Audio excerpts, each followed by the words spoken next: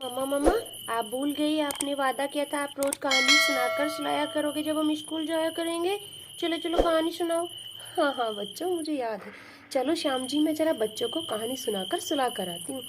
हाँ हाँ राधा, जाओ जाओ बच्चों को सुला कर आओ, भाई सुबह स्कूल भी तो जाना है। चलो मम्मा चलो, ये मम्मा कहानी सुनाएगी। चलो श्याम जी, मैं बच्चों को सुला कर आती हूँ, ठीक है। जाओ जाओ सुला कर आओ। हाँ हाँ ठीक है ठीक है। चलो आ जाओ मम्मा, आ जाओ, आप हम दोनों के बीच में लेट जाओ और हमें कहानी सुनाओ जल्दी से। चलो तो बच्चों, आज मैं तुम्हें सुनाऊंगी एक शेर की कहानी। ये मम्मा लोयन की कहानी सुनाएंगी ये। हाँ हाँ चलो, तो सुनना और उससे कुछ सीखना भी। ठीक है मम्मा, ठीक है। एक बार की बात है, एक बार जंगल का राजा शेर जंगल में बैठा हुआ था। तो उसने देखा कि एक राजा हाथी पर आसन लगाकर हाथी की सवारी करता हुआ जा रहा था।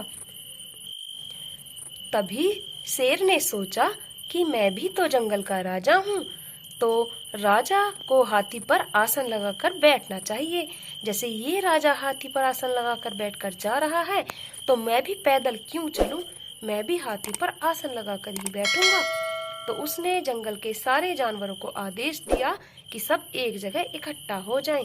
जंगल के सारे जानवर अपने राजा शेर के इशारे पर इकट्ठा हो गए और जंगल के राजा शेर ने आदेश दिया कि कल से हाथी पर मेरे लिए आसन लगाया जाएगा।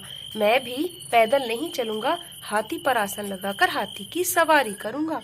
राजा के कहे अनुसार जंगल के जानवरों ने हाथी के ऊपर आसन लगा दिया।